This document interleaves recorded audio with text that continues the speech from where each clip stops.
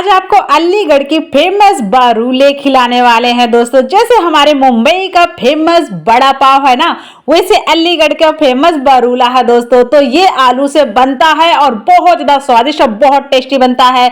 ये वहाँ हर एक दुकान में, हर एक ठेले पे यही उपलब्ध रहता है अलीगढ़ में, हमारे अलीगढ़ में।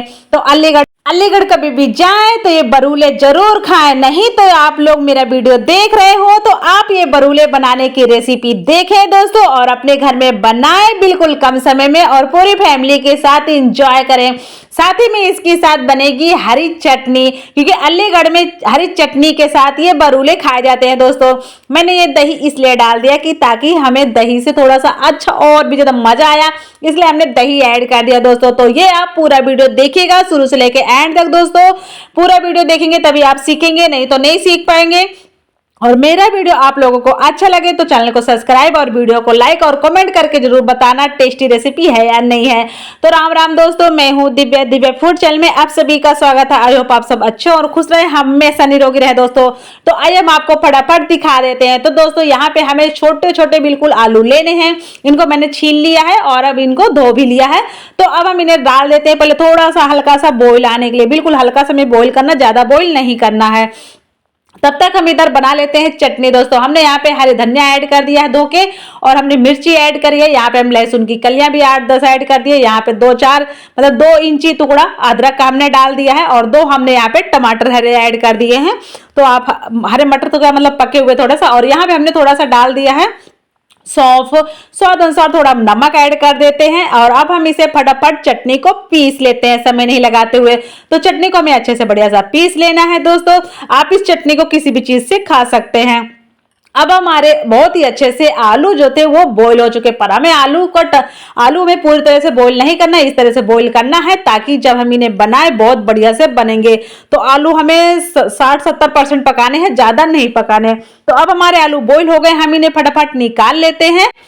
तो अब हमने ले लिया इनको एक कटोरे में हम यहाँ पे ऐड कर दिए हैं 1.5 चम्मच बेसन ऐड कर दिया है दोस्तों। यहाँ पे 1.5 चम्मच हमने चावल का आटा लिया है, वो भी ऐड कर दिया है। 1.5 चम्मच हम यहाँ पे मैदा ऐड कर देते हैं दोस्तों। हमने सारी चीज 1.5 चम्मच ही लिया है। तो अब हम यहाँ पे डाल देते हैं मसाले। हमने थोड़ी सी डाल दिए यहाँ पे हल्दी पाउडर, थोड़ा यहाँ पे लाल मिर्च कश्मीरी पाउडर डाल दिया। 1 चम्मच हमने भर के धनिया ऐड कर दिया। थोड़ी सी हम यहाँ पे तीखी मिर्ची भी ऐड कर देते हैं। स्वाद अनुसार हम नमक भी ऐड कर देते हैं दोस्तों। जब आप आलू बॉईल करें तब आप नमक ऐड कर लें, मैं भूल गई नमक डालना। तो यहाँ हमारा घर का बना हुआ गरम मसाला हमने ऐड कर दिया। थोड़ी सी हमने इस पे हींग भी ऐड कर दिया, और हमने इस पे कस्तूरी मेथी भी ऐड करी। थोड़ी सी हम यहाँ पे ऐड कर देते हैं अजवाइन दोस्तों। हाथों से मसल के लहसुन अदरक का पेस्ट और मिर्ची का, ये लहसुन अदरक मिर्ची का पेस्ट हमने ऐड कर दिया। 1 चम्मच हमने यहाँ पे डाल दिया सरसों का तेल दोस्तों। और यहाँ पे पानी की जरूरत पड़े तो आप थोड़ा छींटे मार मार के आप इस तरह से इसका पेस्ट बना सकते हैं दोस्तों। तो मैंने भी थोड़ा थोड़ा पानी डाल के बनाया था दोस्तों। तो अब हमने कढ़ाई में ऑयल गरम कर लिया है दोस्तों। आप इसे कोई भी ऑयल में बना सकते हो, परंतु अलीगढ़ में अपने जो सरसों की तेल पे बनाते हैं दोस्तों। तो यहाँ पे मैं तो मूंगफली की तेल में बना रही हूँ दोस्तों। आप ये मतलब जो अलीगढ़ का फेमस चीज है ना, वो सरसों की तेल में ही बनता है। अब आप सरसों के तेल में बनाए या मूंगफली या रिफाइन, वो आपके ऊपर है दोस्तों। तो बस हमें इसे बना लेना है। इसे पकाने में हमें मुश्किल से 5 से 10 मिनट के अंदर ये बहुत ही अच्छे से इस तरह से क्रिस्पी पक जाएंगे। और अब ये पूरी तरह से सर्व करने के लिए तैयार है दोस्तों। अब आप चाहे तो इसे डायरेक्ट चटनी के साथ तोड़ो और चटनी के साथ खाओ, चाहे तो आप इसमें दही वगैरह ऐड करके खाओ दोस्तों।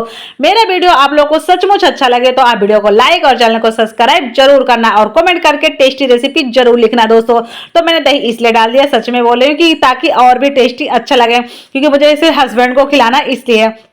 तो यहाँ पे मैंने थोड़ा सा डाल दिया है जीरा, थोड़ी सी हरी से लाल मिर्च ऐड कर दिया, थोड़ा सा हल्का सा नमक डाल दिया। बस अब ये पूरी तरह से सर्व करने के लिए तैयार है। बिल्कुल कम समय में बनना है दोस्तों, समय